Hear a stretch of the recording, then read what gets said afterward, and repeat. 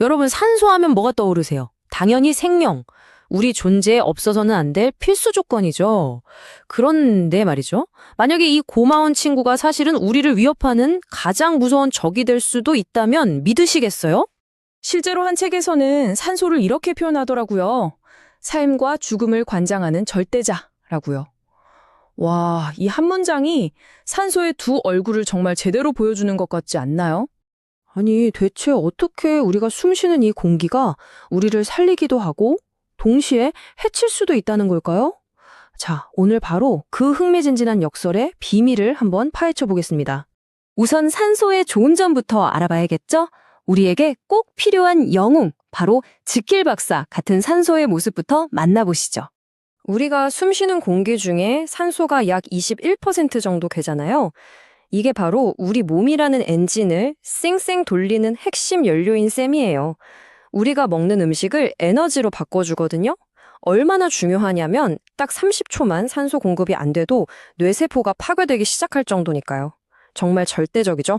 혹시 축구 선수 데이비드 베컴 이야기 들어보셨어요? 부상당했을 때 회복 속도를 높이려고 고농도 산소 텐트를 썼다고 하잖아요.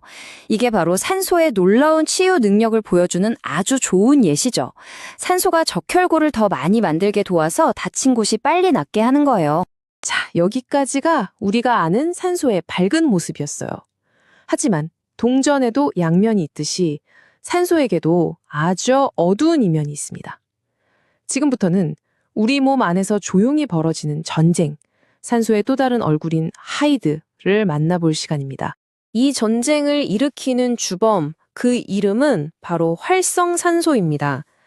좀 어렵게 들릴 수 있는데 쉽게 말해서 우리 몸이 산소를 써서 에너지를 만들 때 어쩔 수 없이 생기는 찌꺼기 같은 거예요.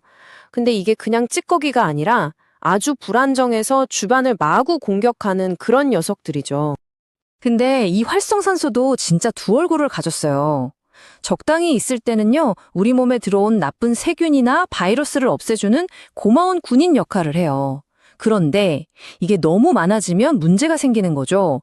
아군, 적군 구별 없이 우리 몸의 멀쩡한 세포까지 공격해서 노화를 앞당기고 온갖 질병을 일으키는 주범으로 돌변합니다. 그런데 이 산소의 역설이 우리 몸속에서만 끝나는 이야기가 아니에요. 자, 이제 시선을 좀 돌려볼까요? 우리가 세상에서 가장 안전하다고 생각하는 곳, 바로 우리 집으로요. 이 안에도 보이지 않는 적이 숨어 있습니다. 자, 이 숫자를 한번 보세요. 300. 이게 뭘 의미하는 숫자일까요? 놀라지 마세요. 이게 바로 평범한 가정집 한 곳에서 발견될 수 있는 화학물질의 종류라고 합니다. 우리가 매일 숨쉬는 이 공간이 사실은 300가지가 넘는 화학물질 칵테일 속이었다니? 정말 충격적이지 않나요?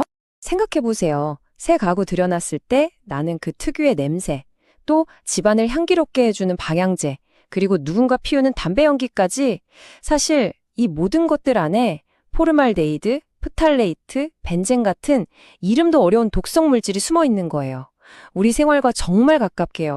이런 보이지 않는 침입자들이 우리 건강을 정말 서서히 야금야금 갉아먹습니다.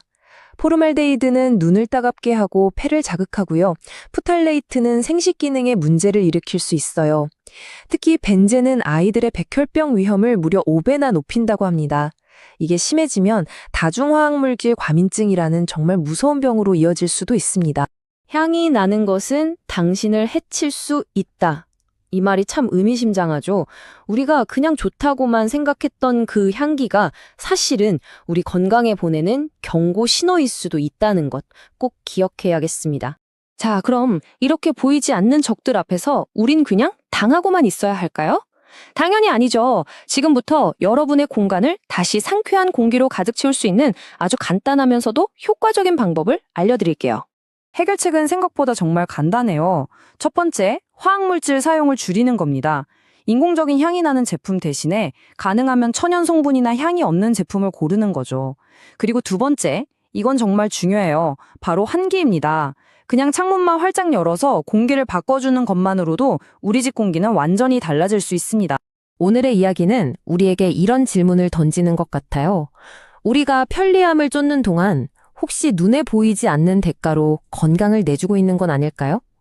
마지막으로 한번 스스로에게 물어보세요. 지금 나의 숨은 안녕한가요?